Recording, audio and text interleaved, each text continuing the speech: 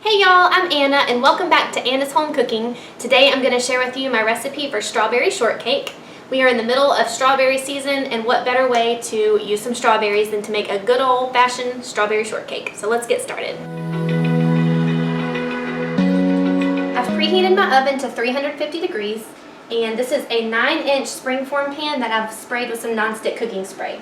And anytime I make a cake like this, I always put it on top of a baking sheet because it's much easier to put in the oven and take it out. So let's go over our ingredients. I'm going to be using a standing mixer.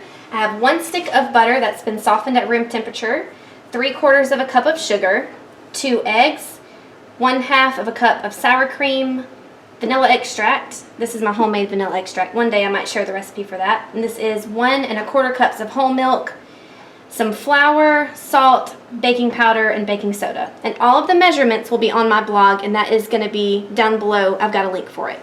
Alright, so let's start by creaming together our butter. There's my 1 stick of butter and my sugar. I'm going to let this cream for a couple of minutes until it's really light and fluffy.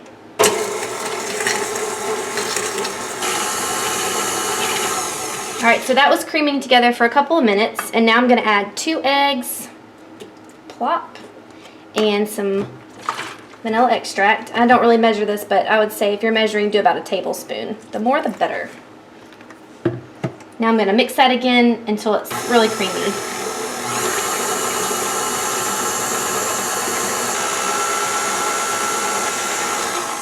Okay, the eggs and the vanilla have been creaming for a couple minutes, but it's always really important to take a rubber spatula and just scrape down the sides and go all the way to the bottom because it doesn't mix all the way through by itself. So I'm going to scrape that and let it mix for a few seconds, and we'll crank it up a little bit.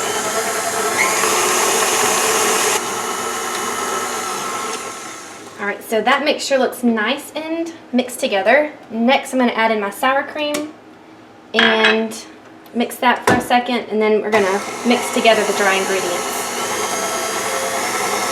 Now at this stage it might look like it's curdling because of the sour cream, but don't worry, it's totally normal. Whoops. I've got my dry ingredients, and I'm just going to briefly mix those together just for 1 second. And then I'm going to add all of those in. Try not to make a loud bang over here. Okay. Woo! Flour cloud. That's okay. And then I've got my 1 1/4 cups of milk that I'm going to add slowly.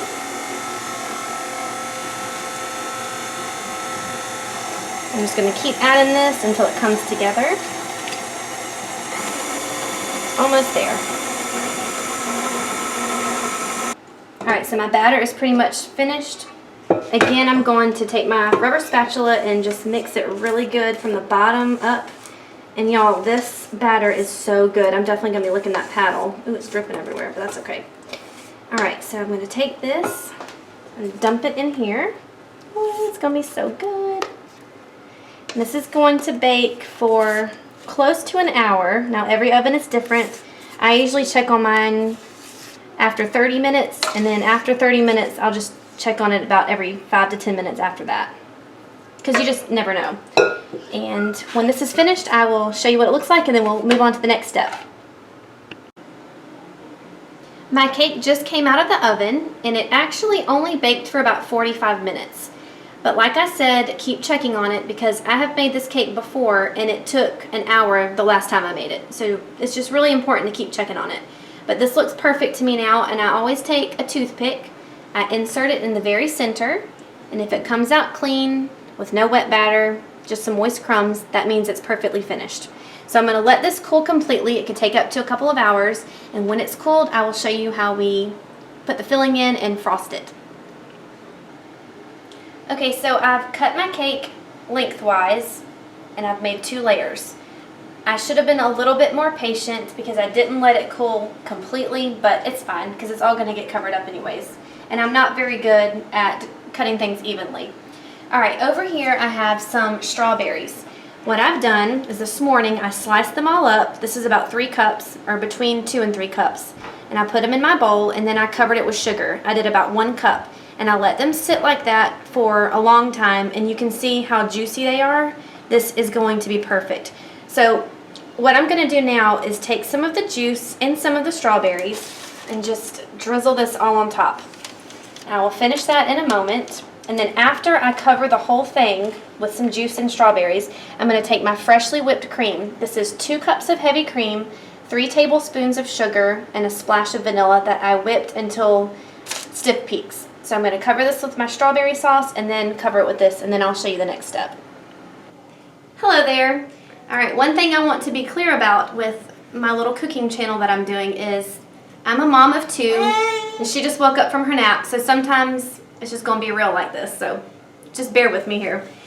Okay, so I wanted to mention that I did not add like a ton of the strawberry sauce to the cake because I don't want it to be like soaking wet and fall apart. So I just did just enough to kind of dampen it with a few strawberries, and then I added my cream.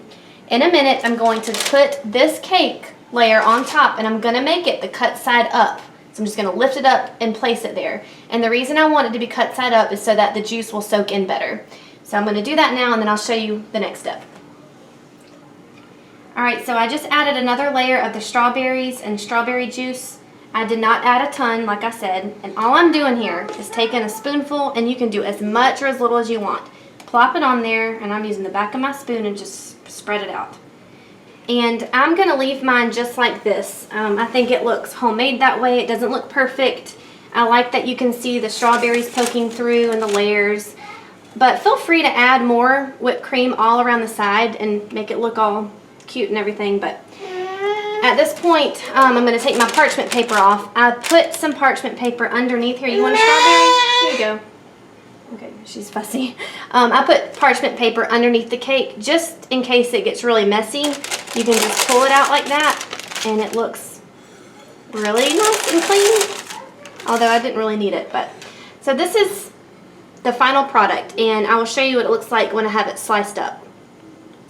Alright, I've got my little girl here. She's going to taste test with me. Hopefully she'll be good over here. She's playing with my spoon, but it's important to leave this in the fridge until you're ready to serve it. It's really good when it's nice and cold. I added more strawberries and cream to mine, and so I'm going to take a little taste test here. You want to try a bite?